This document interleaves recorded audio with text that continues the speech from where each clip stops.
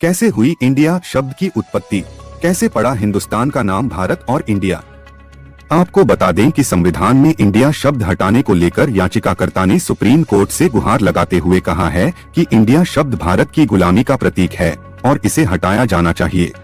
तो आइए दोस्तों जानते हैं हमारे प्यारे देश के इतिहास को विस्तार से। नामकरण की सियासत भारतीय राजनीति का लंबे समय से हिस्सा रही है।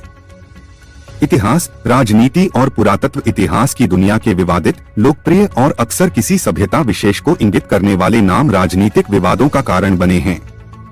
बात चाहे फिर इलाहाबाद के प्रयागराज हो जाने की हो या फिर औरंगाबाद के छत्रपति संभाजीनगर हो जाने की या फिर आज भारत के संविधान में इंडिया शब्द को हटा दिए जाने की। दरअसल किसी भी राष्ट्र का नाम उस देश की अस्मिता और ऐतिहासिक धरोहरों के गौरव को अप्रत्यक्ष रूप से संजोता है। वहाँ के नागरिकों को उसके इतिहास, संस्कृति और सभ्यता के प्रति गौरव की याद दिलाता है। जाहिर है राष्ट्रों के नाम वहाँ के जनमानस की धारा में बहते इतिहास का अभिमान ही रहे हैं और इसके साथ किसी भी तरह का बदलाव अक्सर सियासी दंगल का कारण बना है। बहरहाल इस समय भारतीय राजनीति राष्ट्र के नाम को लेकर विवादों के केंद्र में है। साल 2024 के लोकसभा चुनाव में मोदी सरकार को चुनौती देने के लिए अस्तित्व में आया विपक्ष का नया गठबंधन इंडिया इस समय जहां पहले ही अपने नाम को लेकर ही निशाने पर, वहीं अब भाजपा सांसद हरनाथ सिंह यादव ने भारतीय संविधान में लिखे इंडिया शब्द का ही विरोध कर दिया है। जबकि देश की सर्वोच्च अदालत ने तो एक याचिका भी इंडिया शब्द हटाने को लेकर लगाई गई है। संविधान में इंडिया शब्द हटाने को लेकर याचिकाकर्ता ने सुप्रीम कोर्ट से गुहार लगाते हुए कहा है, इंडिया शब्द भारत की गुलामी का प्रतीक है और इसे हटाया जाना चाहिए। उधर भाजपा सांसद हरनाथ सिंह यादव ने कहा है, देश मांग कर रहा है कि इंडिया की जगह भारत शब्द का इस्तेमाल किया जाना चाहिए। इंडिया शब्द अंग्रेजों द्वारा दी गई एक गाली है, जबकि भारत शब्द हमारी संस्कृति का प्रतीक। मैं चाहता हूं कि संविधान में बदलाव हो और इसमें भारत शब्द जोड़ा जाए। इधर कुछ दिनों पहले भाजपा के राज्यसभा सदस्य नरेश बंसल ने भी संविधान से इंडिया शब्द हटाने की मांग कर चुके हैं। वे कह चुके हैं, इंडिया शब्द औपनिवेशिक दास्तां का प्रतीक है और इसे हटाया जाना चाहिए। जबकि इसके पूर्व प्रधानमंत्री मोदी भी 25 जुलाई को भाजपा संसदीय दल की बैठक में विपक्षी गठबंधन INDIA पर निशाना साध चुके हैं। पीएम ने इंडिया शब्द पर चुटकी लेते हुए कहा था, ईस्ट इंडिया कंपनी और इंडियन नेशनल कांग्रेस का गठन अंग्रेजों द्वारा किया गया है। खास बात यह है कि हाल ही में G20 की बैठक में भारत सरकार की ओर से जो G20 के लिए जो न्योता भेजा जा रहा है, उसमें प्रेसिडेंट ऑफ इंडिया की जगह प्रेसिडेंट ऑफ भारत लिखा गया है। कैसे हुई है भारत और इंडिया शब्द की उत्पत्ति। हमारे देश का नाम भारत रखे जाने का इतिहास प्राचीन काल और पौराणिक कथाओं से जुड़ता है। भारतवर्ष के नाम की कहानी तो सीधे ऋषभदेव के पुत्र भरत से जुड़ती है। हिंदू ग्रंथ स्कंद पुराण ऋषभदेव नाभिराज के पुत्र थे, ऋषभ के पुत्र भरत थे।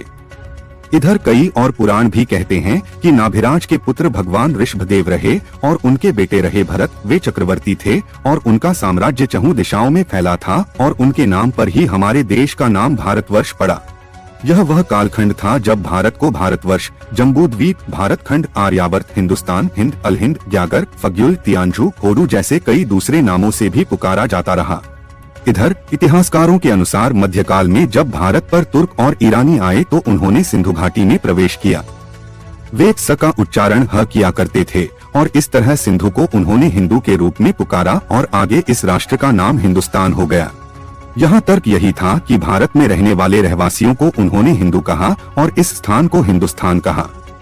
इधर विवादित रहे और दक्षिणपंथ की राजनीति के स्तंभ रहे वीर सावरकर ने अपनी पुस्तक हिंदुत्व में भी इसका जिक्र किया है, जिसे वरिष्ठ पत्रकार प्रभाष जोशी ने अपनी पुस्तक हिंदू होने का धर्म में भी उल्लेख किया है, जहाँ वे सावरकर के हिंदुत्व को परिभाषित करते हैं। बहरहाल उस कालखंड में सके हक उच्चारित किए जाने और हमारे देश का नाम हिंदुस्तान पड़ जाने की यह धारणा जहां एक ओर काम कर रही थी, वहीं भारत के दूसरे नामकरण की प्रक्रिया में इस राष्ट्र का सिंधु घाटी की सभ्यता का होना भी काम कर रहा था। दरअसल भारत के इंडिया नामकरण के पीछे एक और कहानी है जो इतिहास के गलियारों से यहाँ तक आती है। एक तरह से भारत के इंडिया हो जाने का सारा गणित यहीं से शुरू होता है और इसके पीछे सिंधु नदी अपना काम करती है। सिंधु नदी का दूसरा नाम इंडस भी था, जबकि सिंधु सभ्यता के चलते भारत की सिंधु घाटी की सभ्यता को एक और पुरानी सभ्यता यूनान जो आज का ग्रीक है वे लोग इंडो या इंडस घाटी की सभ्यता कहा करते थे। ऐसे में इंडस शब्द लैटिन भाषा में पहुंचा तो यह इंडिया हो गया। बता दें कि लैटिन बड़ी पुरानी भाषा रही जो रोमन साम्राज्य की आधिकारिक भाषा थी। इसे लेकर सावरकर कहते हैं, एक पर भारत को भारत, इंडिया और हिंदुस्तान के नाम से विश्व के राष्ट्र जानते हैं, पर हमारी सीमा के नजदीक वाले देशों ने हमारा पुराना नाम यानी हिंदुस्तान अपने दैनिक प्रयोग में जारी रखा। पारसी, यहूदी, ग्रीक इन राष्ट्रों ने भी हमें सदैव से सिंधु यानी हिंदू के तौर पर ही पुकारा।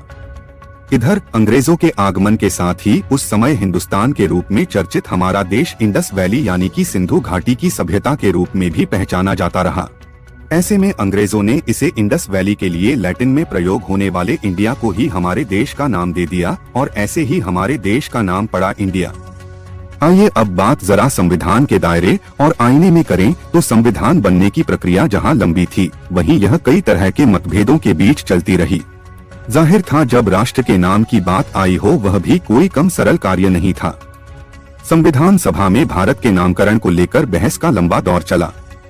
कुछ सदस्य भारत को भारत नाम रखने के प्रस्ताव पर अड़े थे तो वहीं कुछ सदस्य भारतवर्ष नाम रखने के लिए प्रस्ताव रख रहे थे, जबकि कुछ सदस्य हिंदुस्तान नाम रखने पर विचार कर रहे थे। बहस में एक से एक धुरंधर थे। सेठ गोविंद दास, कमलापति त्रिपाठी, श्रीराम सहाय, हरगोविंद पंत और हरि विष्णु कामत जैसे नेता भिड़े हुए थे। हरि विष्णु कामत ने सुझाव दिया था कि भारत को भारत या फिर इंडिया के रूप में बदल दिया जाए, लेकिन आखिर में इस प्रस्ताव के पक्ष में बहस करते हुए डॉक्टर भीमराव अंबेडकर ने कहा था, इंडिया नाम एक अंतर्राष्ट्रीय नाम है जिसे दुनिया भर में जाना जाता है और यह नाम भारत के विभिन्न भाषाओं और संस्कृतियों को भी दर्शाता है। लिहाजा इंडिया भारत का वह नाम हो गया जो विश्व में जाना गया।